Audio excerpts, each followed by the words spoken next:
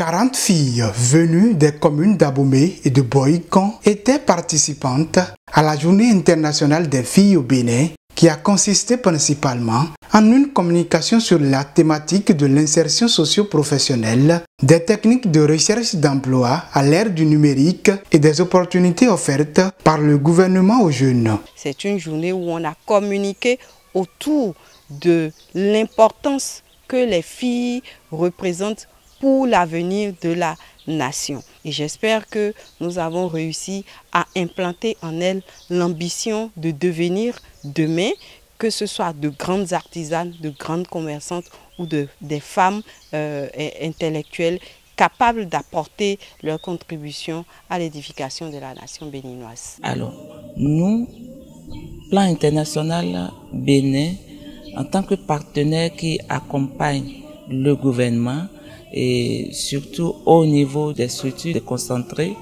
nous avons voulu accompagner la direction départementale des affaires sociales et de la microfinance du ZOU dans la commémoration de cette journée internationale. Cette célébration différée de la Journée internationale de la fille, organisée par la direction départementale des affaires sociales du ZOU, ce jeudi 31 octobre 2024, s'est tenue à la salle de conférence du guichet unique de protection sociale d'Abomey et a été une occasion pour les filles d'acquérir les outils susceptibles d'établir l'attractivité de leur profil aux opportunités d'emploi à l'ère du numérique. Notre communication porte sur 3 points essentiels. Le premier concerne le personal branding sur les réseaux sociaux que doivent avoir les filles qui sont à la recherche d'emploi à l'ère du numérique. Le deuxième pilier de notre communication porte sur la documentation nécessaire qu'elles doivent avoir. Le troisième pilier porte sur les niches d'opportunités qui existent déjà en contexte béninois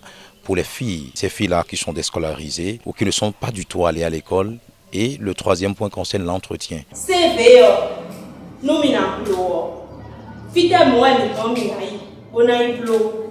ira vers qui pour nous faire ça.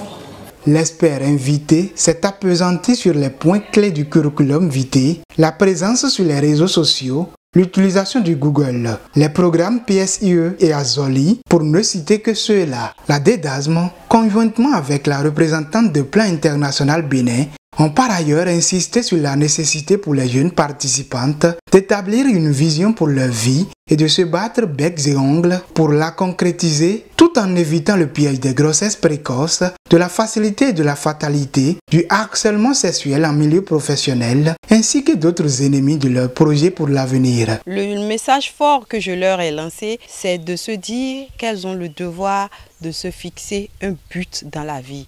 Elles ont le devoir d'avoir une vision, de construire leurs rêves et d'identifier tous les obstacles qui peuvent les empêcher d'aboutir à ces rêves-là. Je leur ai demandé, je leur demande encore de persévérer dans l'effort.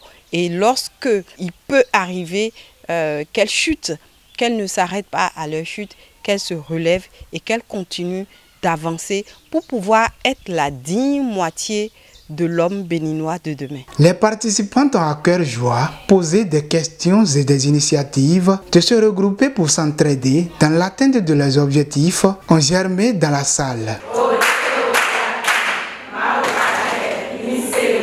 La représentante des filles a remercié les autorités et plaidé pour plus de sensibilisation de la couche parentale. Chers invités, nous comptons beaucoup sur vous et sur votre engagement pour qu'ensemble, les droits des jeunes filles soient respectés dans le département du ZOU.